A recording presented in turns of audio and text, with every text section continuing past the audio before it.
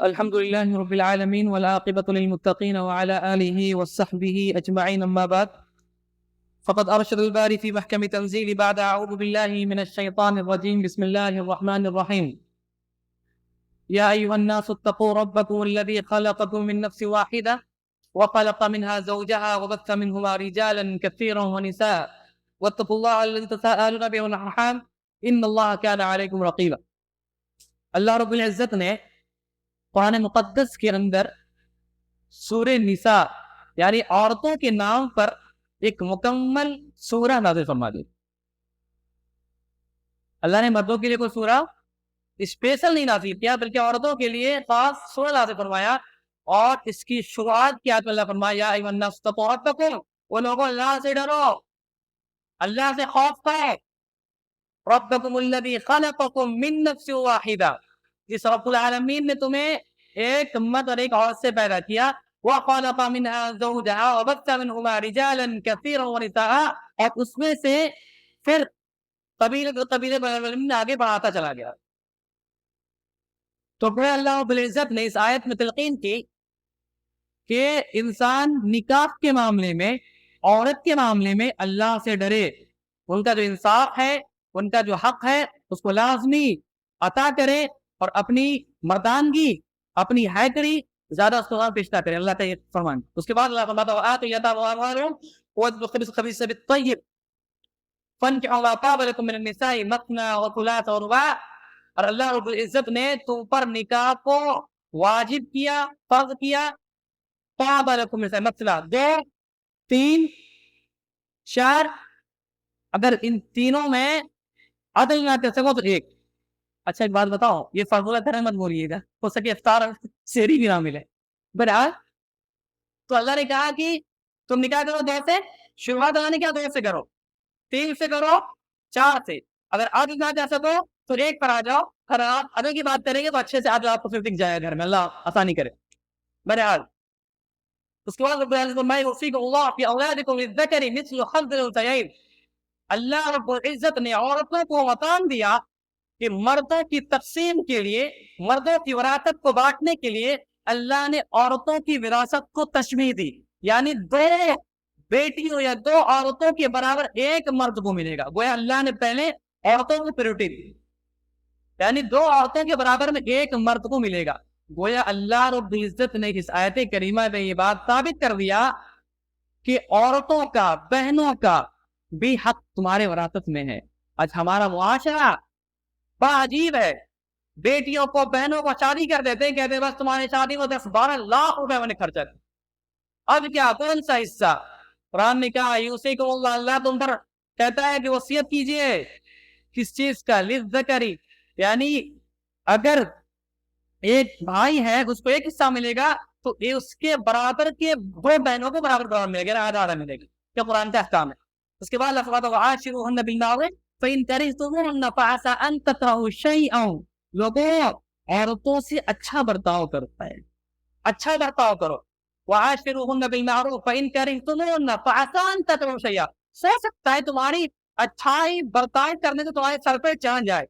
قرآن کا یہ اندرونی بیان ہے. وعاشروہن بالمعروف، اگر اچھا تم برتاؤ کرو گے، فإن كرهتموهن، ہو سکتا ہے تم پر غالب آ جائے، لیکن فعسى أن تكرهوا شيئا ہوتا ہے لوگوں. اور یہ ممکن ہے کہ رب العالمین تمہاری جو چھوٹے بن جانا اور ان کو بڑاپن بننے دینے کی کارن وجہ سے رب العالمین جو تمہارے اولاد عطا فرمائے گا وہ ایک اپنے وقت کا بادشاہ امیر ہو. تو اللہ فرماتا ہے حرمت علیکم امہاتکم وبناتکم واخواتکم وعماتکم وخالاتکم. اوپر ایک لسٹ ہے کہ اللہ رب العزت نے کن کن عورتوں پر حرام فرمایا نکاح. اس میں سے اگلا فرماتا وَمُحْصَنَاتٌ مِنَ النِّسَاءِ إِلَّا مَا مَلَكَتْ أَيْمَانُكُمْ، کہ کوئی حرج نہیں ہے اگر تمہاری چچی یعنی چاچا انتقال کر جائے، اگر چاچی بیوہ ہو جائے اور ایسا محسوس ہو. بھائی ہمارا سوسائٹی تو بہت ڈیولپ ہے، یہ تو بولنا بیکار ہے. بہرحال مسئلہ یہ ہے کہ اگر چاچی بیوہ ہو جائے تو اس سے بھی نکاح کرنا جائز ہوگا. اس کا اللہ فرماتا کہ والمحصنات من النساء إلا ما ملكت أيمانكم كتاب الله عليكم وحل لكم ما وراء ذلك وأن تبتغوا بأموالكم محسنين غير مسافحين. نکاح کے معاملے میں 4 چیزوں کا لازم پکڑ لو، اس کے بغیر نکاح نہیں ہوتا، اس کے بغیر نکاح نہیں ہو سکتا۔ اللہ ایسا فرماتا ہے کہ بِأَمْوَالِكُمْ، سب سے پہلا مہر، مہر۔ ہمارا ٹرینڈنگ کیا پتا ہے؟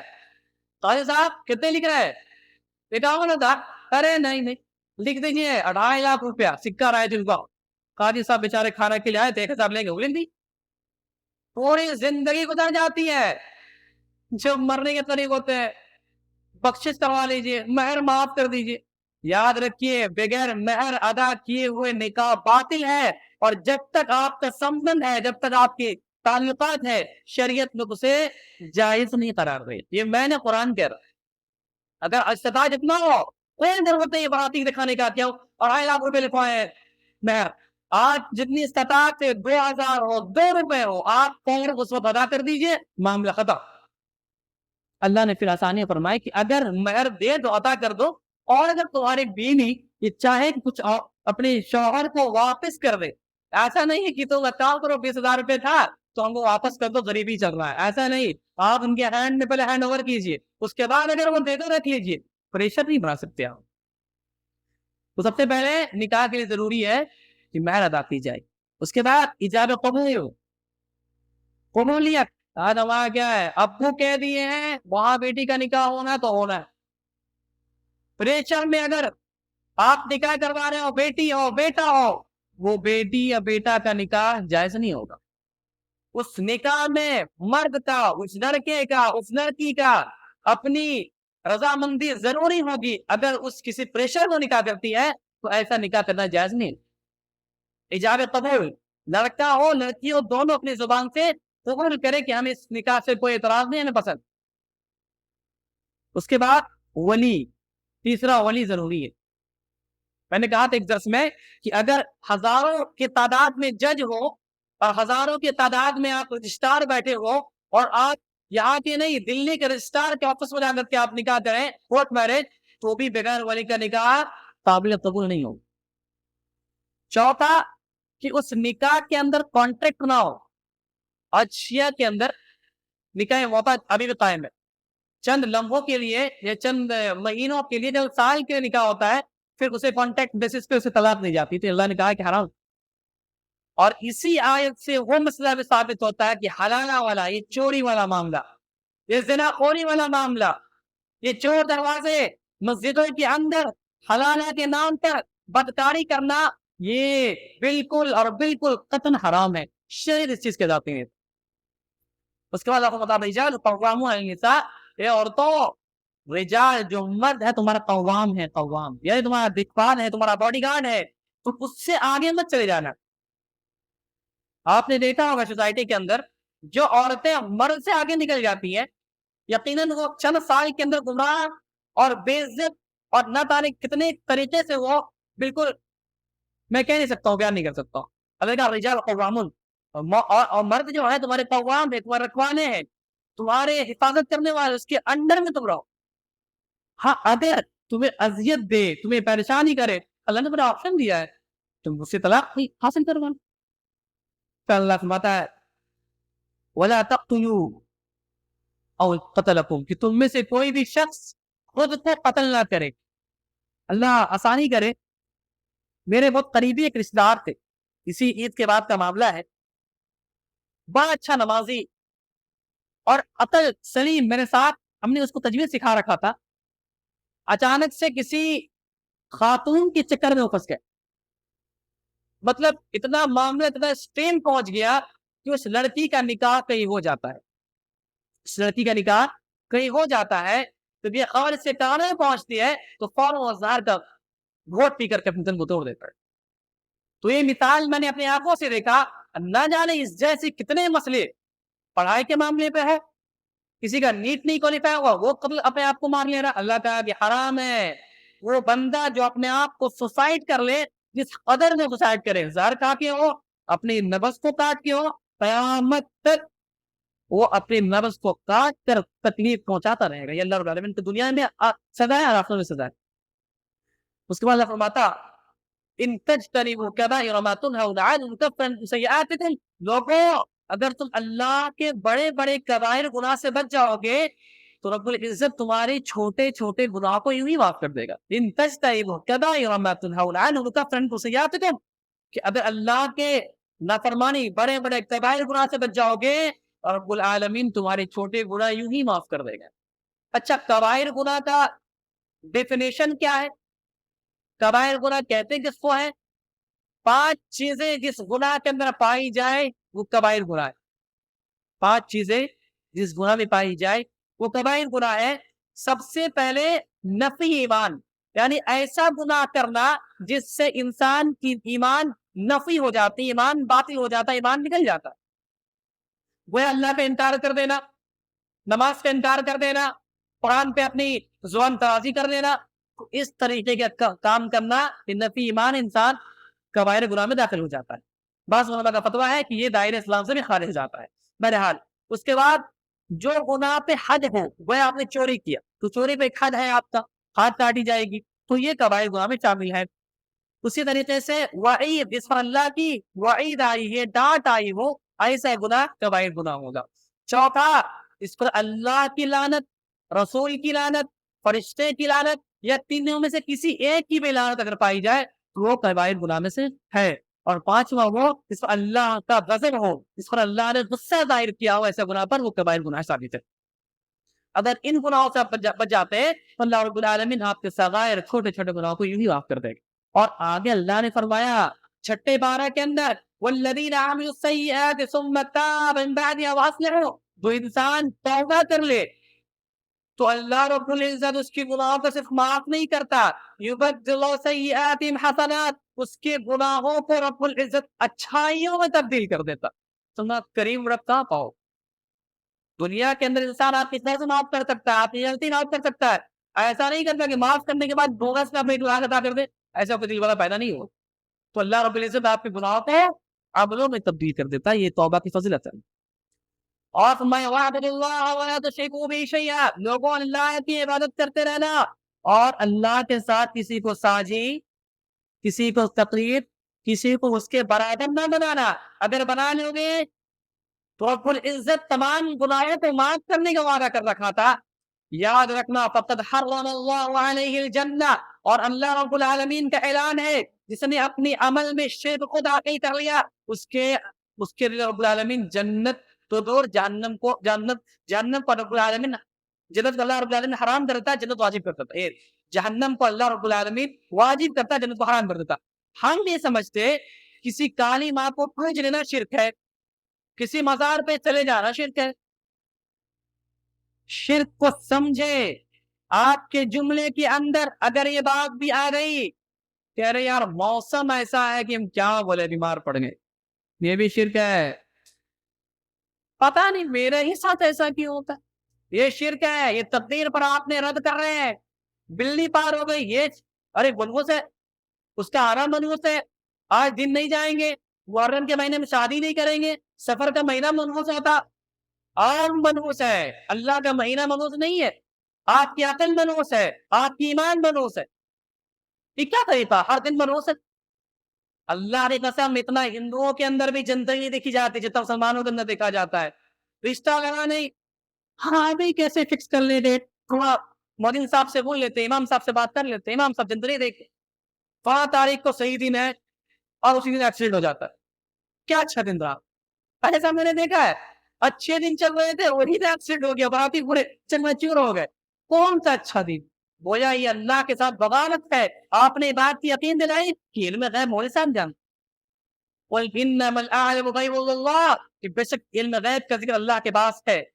تو شرک صرف یہ نہیں ہے, تعویذ کا لٹکانا شرک, کسی ملا کے پاس ہاتھ دکھانا شرک, گھر کے اندر ارے آوازیں آ رہی ہے, لگتا ہے کسی نے ایسا کچھ کر دیا, وہ شرک.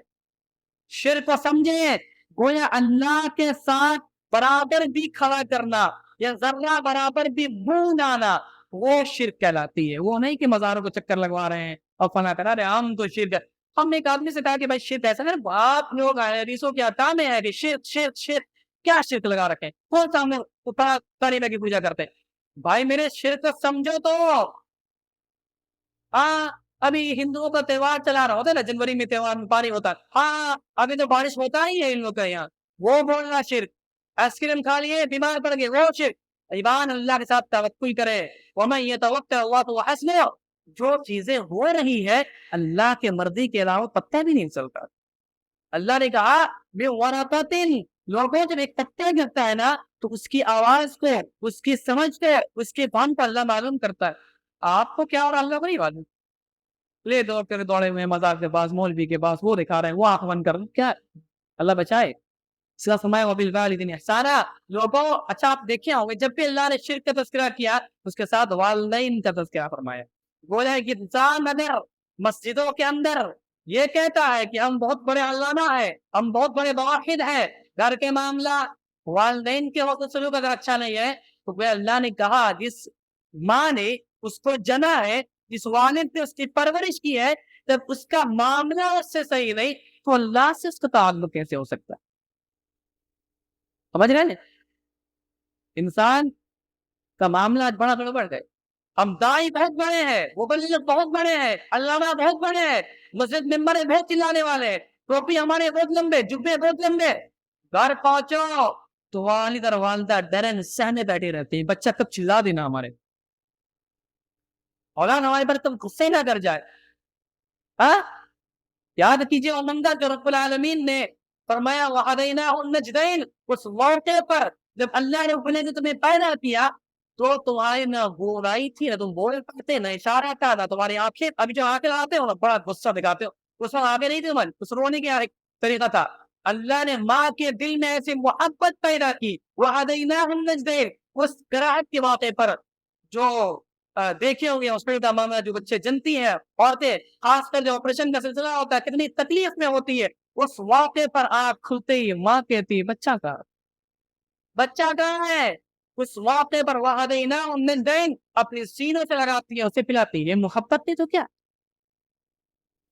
تو اللہ نے کہا اگر معاملہ ماں باپ کے ساتھ صحیح نہیں ہے تو رب العالمین کے ساتھ تم جو کر رہے ہو تمہارا ڈھونگ ہے.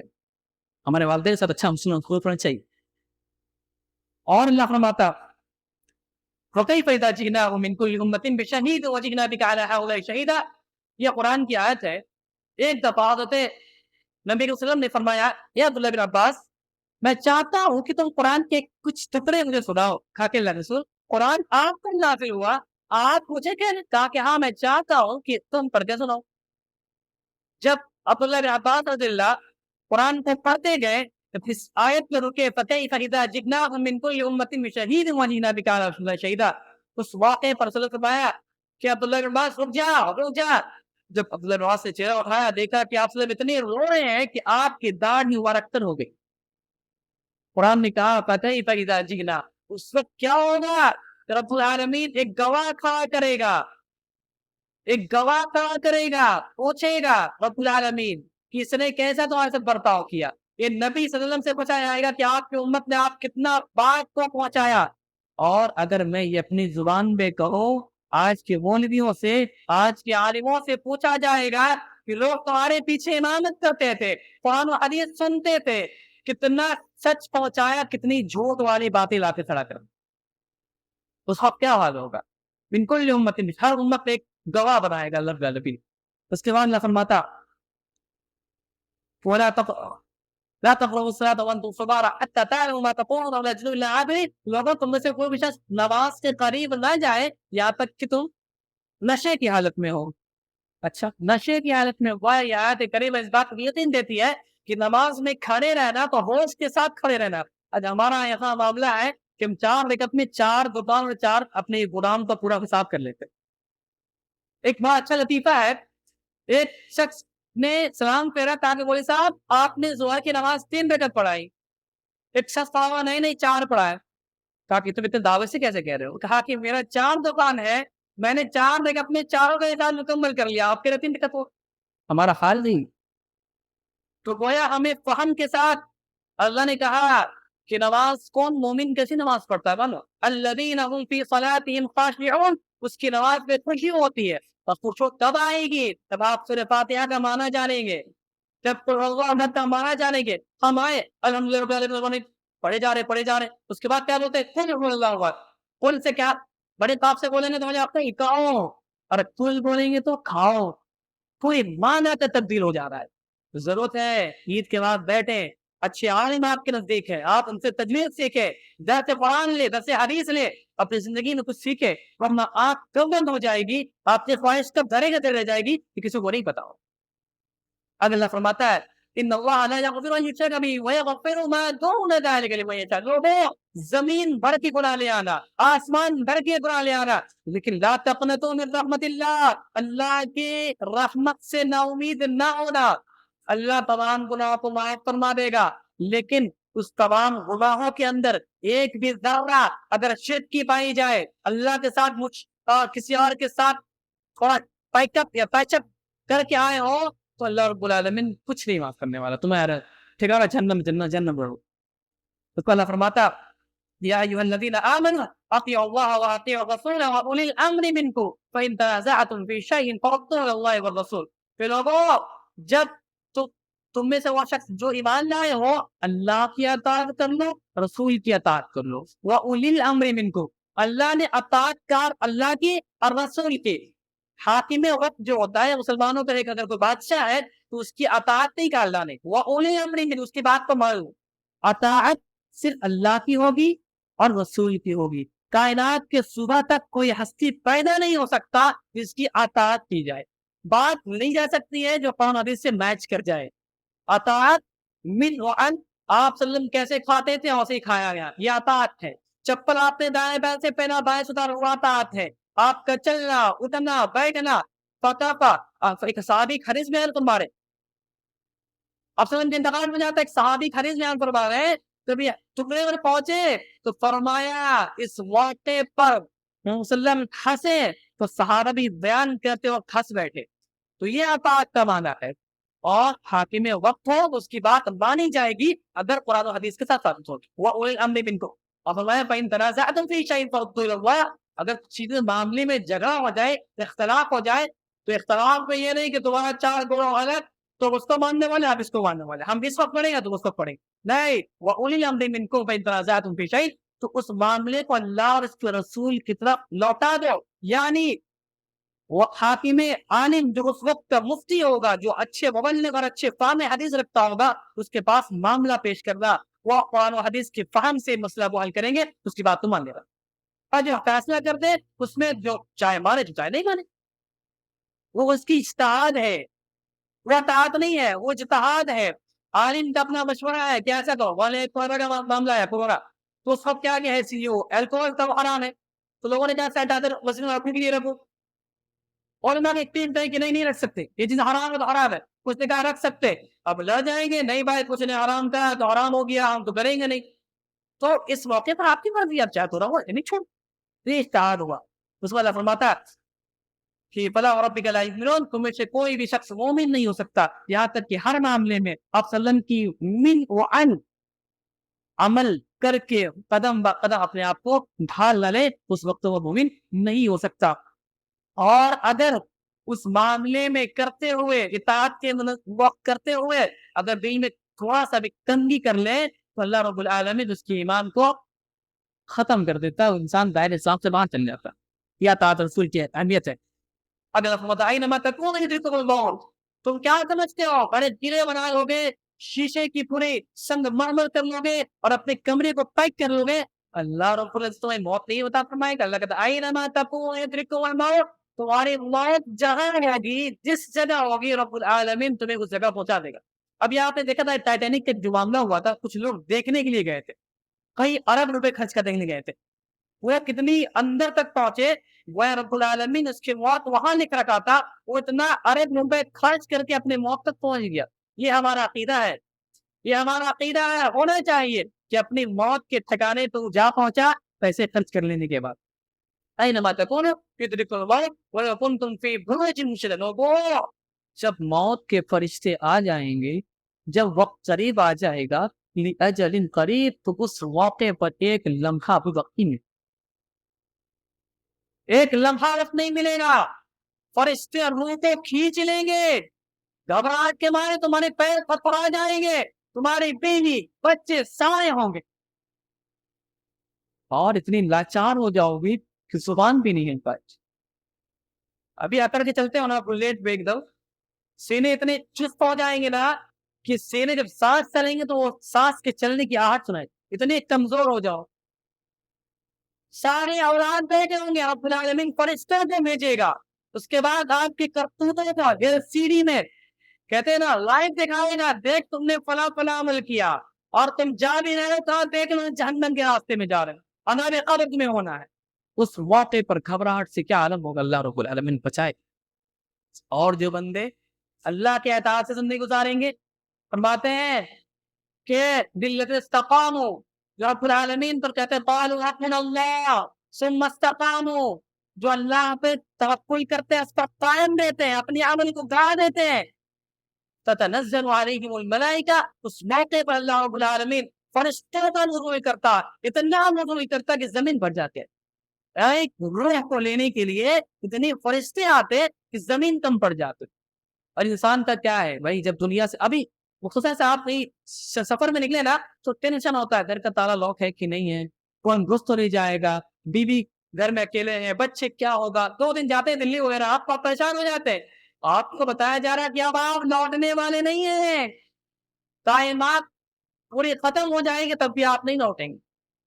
اس کے بعد فرشتے آتے ہیں, کہتے ہیں کہ مت گھبرا, اللہ تخافوا ولا تحزنوا, تم تحزین بندے ہو, تم مت گھبراؤ, ولا تحزنوا, تم مت غمگین ہو, وابشروا بالجنۃ التي كنتم توعدون, اللہ رب العزت تمہارے جنت پر دے رکھا ہے. دیکھ, اور کس چیز کا خوف کھاتے ہو, بچوں بیویوں کا نا, اللہ نے چند فرشتے تمہارے گھر والوں کی حفاظت کے لیے ہمیں نگہبان بنا دی, یہ عمل کرنا ہے.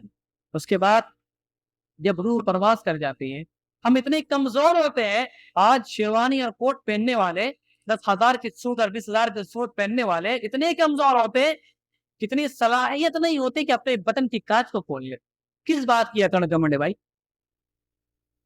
اس معاملے سے ذریعے اللہ کہتا ہے کہ انما تقوا, تم جہاں بھی رہو گے, جس حال میں رہو گے, اللہ تعالی کی بات تمہیں آپ پہنچیں گی. اللہ کہتا ومن یطع اللہ مع الذین انعم اللہ علیہم من النبیین والصدیقین والشہداء والصالحین, جو اللہ کی اور اس کے رسول کی اطاعت کرتا ہے وہ کس میں ہوتا ہے, انعم اللہ علیہم من النبیین, نبیوں میں ہوتا ہے, صدیقین میں ہوتا ہے, شہداء میں ہوتا ہے. یہ آیت لاسٹ آیت ہے, تھوڑا گھبرائے نہیں. تو پتہ ہے یہ آیت کب نازل ہوئی؟ ایک صحابی رسول کا معمول یہ تھا کہ آپ وضو کا پانی لے کر باہر بیٹھے رہتے تھے کہ نبی علیہ وسلم جب آئیں گے تو وضو کریں گے, آپ کی دیدار ہوگی, آپ کی دیدار ہوگی. رات بھر بیٹھے رہتے. اس کے بعد جب ان کو خیال آیا کہ اللہ میں بھی مر جاؤں گا, نبی علیہ وسلم بھی انتقال کر جائیں گے, دنیا سے فنا ہو جائیں گے, پھر کیسے ملاقات ہوگی؟ گھبرا کے آئے, رات کو ایک رونے لگے. جب آپ وضو کی نکلے, کہا کہ رو کیوں رہے ہو, اے میرے ساتھی رو کیوں رہے ہیں؟ کہا کہ اللہ رسول دنیا میں بے قراری رہتی ہے, چاہتا ہوں کہ آپ کا دیدار ہو جائے. دنیا میں تو دیکھ لیتا ہوں ظہر میں اثر میں, کل آپ جب دنیا سے رخصت ہو جائیں گے تو آپ کا اعلیٰ مقام ہوگا, آپ نبیوں کے ساتھ صدیقین کے ساتھ ہوں گے, ہم کہاں کم تر. آپ سلم خاموش ہو. جبریل امین اترے, کہا کہ آپ بشارت دے دیجئے جو بندہ آپ کی اطاعت کر لے مع الذین انعم اللہ علیہم, آپ اور وہ ایسے ہوں اسے دعا ہونے کے برابر, انعم اللہ علیہم من النبیین والصدیقین والشہداء والصالحین. تو یہ نبیوں کا اور یہ صحابہ کا رجحان ہوتا تھا. ہمارے یہاں معمول یہ ہے, ادھر سے قرآن پیش کی جا رہی ہے, ادھر سے حدیث پیش کی جا رہی ہے, ہمیں کچھ نہیں رینگتا, ہم بس چغلی اور غیبت میں لگے ہوئے ہیں, ہم بات کرنے میں لگے ہوئے ہیں, ہم فلاں تذکرہ میں لگے ہوئے ہیں. یہ ہمارا معاملہ ہے. اللہ کے گھر میں اللہ کی کتاب کی درس کی جا رہی ہے, لوگ اتنے پریشان ہیں کہ پتہ نہیں کیا چھوٹ رہا, اللہ آسانی کرے. اللہ ہم سب کا ہے اور حدیث پہ عمل کرنے کی توفیق دے, آمین. السلام علیکم ورحمۃ اللہ وبرکاتہ. درس لمبا ہونے کی اس معذرت.